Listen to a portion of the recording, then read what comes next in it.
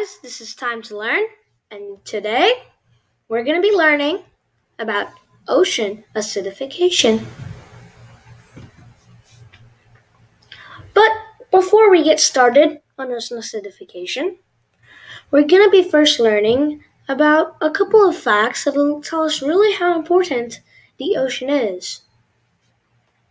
Well, because you live on land most of your life, you might think that the Earth is just mostly land with a couple of oceans dotted here or there.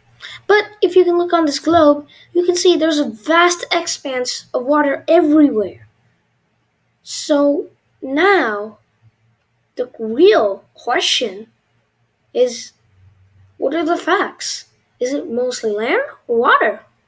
Well, as it turns out, there's a huge majority. It's only 30% land and 70% water.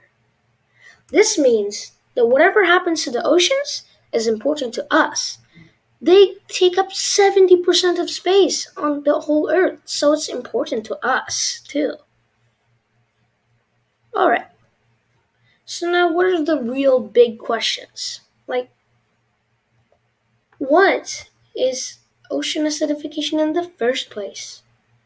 And what is the source of it? Why is it happening right now? And how is it happening right now? And why is it important? It's happening. Okay, but why do we need to know about it? Well, we're going to start off with the first one. What is ocean acidification in the first place?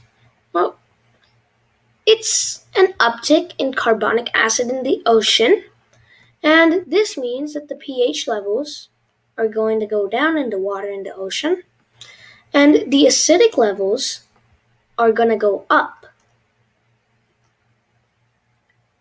Okay, so what's the source? The ocean's getting more acidic. Well, why? This is because of CO2, also known as carbon dioxide. This is released when factories make electricity and when we drive cars, as you can see here, or when we take practice in race driving or using your television, because that uses electricity, which is made by burning stuff, which causes carbon dioxide to get released in the atmosphere. And also jet planes. Can you imagine how many flights are getting off right now? And what is the huge amount of carbon dioxide they're releasing? Think about it. How many cars, jet planes, and factories are going right now? So that's a lot of carbon dioxide in the end that's actually being released into the atmosphere. And what happens to it? Well, a lot of it gets sucked down into the ocean. And then ocean acidification happens. Well, this process illustrates it. As you can see, carbon dioxide is released in the air, CO2, and it combines with the water, H2O, and the chemical reaction happens. When the carbon dioxide is sucked in with the water, it turns into carbonic acid.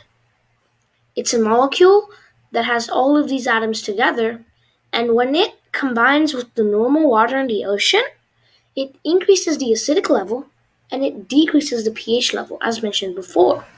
And this reduces the ability of calcifying, which we'll be talking about in the next slide.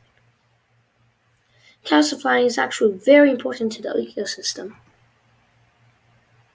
Calcifying is important because crabs, shellfish, and lobsters use it to gain their shells. They don't just magically appear. They use the calcium and they make their cell, and this is called calcify. Now, because of ocean acidification, they can't be doing that. We'll soon be seeing a decline in crab, lobster, and shellfish population. This is because they need their shells for protection. That's why they grow them. But if they can't get protection from that, they'll just soon die out. Predators will be able to eat them very easily, and they'll soon not roam the sea. They'll just become an ancient relic that we once knew. And you know what's even sadder? Ocean acidification, it also causes chemicals. As shown in the before slide, it's somehow when the water in ocean the carbon dioxide get down, they don't only create those carbonic acid as shown, they also create other stuff. And it creates a juice which disintegrates starfish. Can you imagine that? Look at this cute boy getting disintegrated. It's so tiny. Right. So now we need to know the solution. We have to save these animals, and by doing so, we'll also save a bunch of people who depend on those animals for food, like people at coastal areas who fish for food. Well, the solution is we have to reduce our fossil fuel consumption, mainly. Well, do you know how we get power and electricity? The way we get it is we take some fossil fuels, which are basically just dead plants and animals millions of years ago that can get compressed into the ground, and they turn into oil, natural gas, or coal. And once they find those things, they burn them. They burn them and then they use them to turn these giant turbines, and that creates our electricity. If we reduce our energy consumption overall and just don't use fossil fuels, instead use solar and wind and hydro, we can save the animals in the ocean. And another thing we can do is we have to encourage the growth of sea plants. Sea plants, they actually suck up the carbon in the first place, which is why the carbon comes down to the ocean. If we keep planting more and more sea plants, the excess carbon will just be used to make these little things grow. And that means our sea animals won't have to die. Those are both viable solutions, and we should probably do a bit of a bloat. And guys, that's the end. Please like, subscribe, and share. And don't forget to put your feedback in the comment section. Goodbye!